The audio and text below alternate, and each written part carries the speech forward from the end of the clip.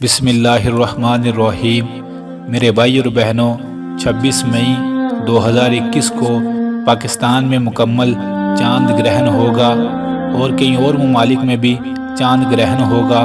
جب چاند گرہن ہو تو ہمیں کیا کرنا چاہیے؟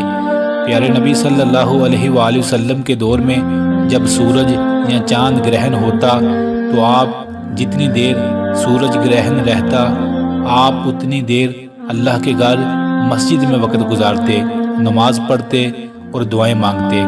لہٰذا بہتر تو یہ ہے اگر ہو سکے تو مسجد میں وقت گزاریں، نہیں تو اپنے اپنے گھروں میں وقت گزاریں۔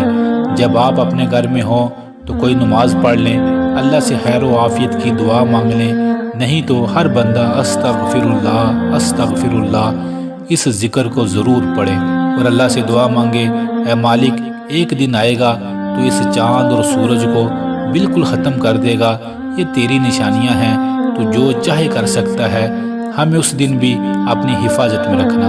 تو یہ اللہ کی نشانیاں ہیں، اس وقت استغفر اللہ زیادہ پڑھیں اور کچھ نماز پڑھ لیں یا دعا تو مانگ لیں۔ دوسری بات، سائنسدانوں کا یہ کہنا ہے کہ جب سورج یا چاند گرہن ہوتا ہے تو اس وقت کچھ ایسی شعاعیں نکلتی ہیں جو انسانوں کے لیے بہتر نہیں، خاص طور پر اس وقت بوڑھے لوگ، بچے اور حاملہ عورتیں، انہیں چاہیے اپنے اپنے گھروں میں رہیں، یہ بہتر ہے۔ اور تیسری بات، اکثر لوگوں نے کچھ باتیں مشہور کی ہوئی ہیں کہ جب چاند یا سورج گرہن ہوتا ہے تو اس وقت حاملہ عورتوں کو کوئی کام نہیں کرنا چاہیے، یا کچھ ایسا کام کریں گی تو ان کے بچے معذور پیدا ہو سکتے ہیں۔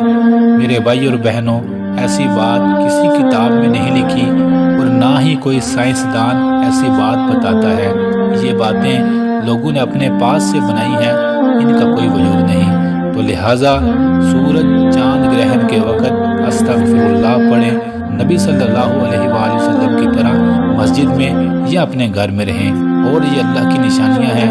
آخرت کو اس وقت یاد کریں، اللہ سے اپنے گناہوں کی معافی مانگیں۔ اللہ تعالی ہم سب کو اپنی حفاظت میں رکھے، آمین۔